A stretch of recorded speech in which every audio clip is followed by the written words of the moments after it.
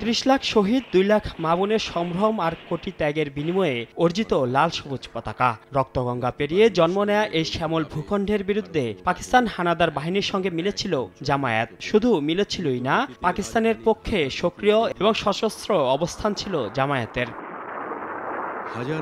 দেশ স্বাধীন হলে নিষিদ্ধ হয়েছিল জামায়াতের রাজনীতি, কিন্তু আবার সেই রাজনীতির মারপ্যাচেই উঠে যায় সেই নিষেধাজ্ঞা। যুদ্ধাপরাধের জন্য দায়ী দলটি গেল ৫০ বছর ধরেই সুযোগ পেলেই থমকে দেওয়ার চেষ্টা করেছে দেশের অগ্রগতি, পেছন থেকে টেনে ধরার চেষ্টা করেছে প্রগতির ধারা। সাম্প্রতিক কোটা আন্দোলনে ভর করেও দেশজুড়ে ব্যাপক নাশকতা চালায় জামায়াত শিবির কর্মীরা। এমন পরিস্থিতিতে সোমবার গণভবনে ১৪ দলের সভায় জামায়াত শিবিরকে নিষিদ্ধের সিদ্ধান্ত হয়, যেটি বাস্তবায়নের ভার দেয়া হয় সরকারকে। দেরিতে হলেও এমন উদ্যোগকে স্বাগত জানিয়েছেন রাজনৈতিক বিশ্লেষকরা। তবে উদ্বেগ প্রকাশ করেন, ছদ্মনামে কিংবা অন্য দলের হয়ে দেশবিরোধী কর্মকাণ্ড চালাতে পারে দলটি। এক্ষেত্রে সরকারকে জোরালো ভূমিকা নেয়ার আহ্বান জানান তারা। ছদ্মাবরণ ব্যবহার করে বা আরও কোনো সহজে চিহ্নিত করা যায় না এরকম ছদ্মাবরণ ব্যবহার তারা করতেই পারেন, কিন্তু সেটা যেন না পারেন সেটা দেখার দায়িত্ব তো রাষ্ট্রের। রাষ্ট্র সেটা দেখবে।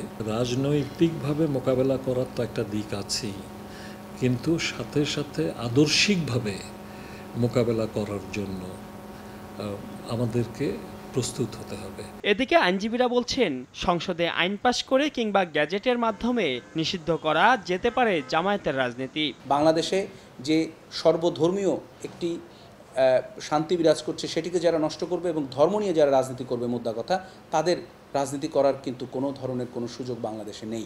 পার্লামেন্টে আলোচনা করে একটি বিশেষ আইনের মাধ্যমে জামাত শিবির এবং তার মতাদর্শের লোকদের এবং তার মতাদর্শের যে আর্থিক সংগঠনগুলো আছে সেগুলোকে বাতিল করা হোক। পরিপত্রের মাধ্যমে বা প্রজ্ঞাপন জারি করে তারা করতেই পারেন, কিন্তু সেখানে অনেকগুলো প্রশ্ন থেকে যেতে পারে। এর আগে আদালতের রায়ে নির্বাচন কমিশন ২০১৩ সালে জামায়াতের নিবন্ধন বাতিল করে। জামায়াতের পক্ষ থেকে হাইকোর্টের রায়ের বিরুদ্ধে আপিল করা হয়েছিল।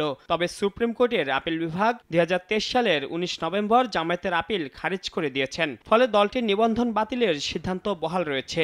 যুদ্ধাপরাধের দায়ে দল হিসেবে জামায়াত ইসলামীর বিচার করার জন্য একটি আইনের খসড়া কয়েক বছর আগেই তৈরি করেছে আইন মন্ত্রণালয়। সময় সংবাদ, ঢাকা।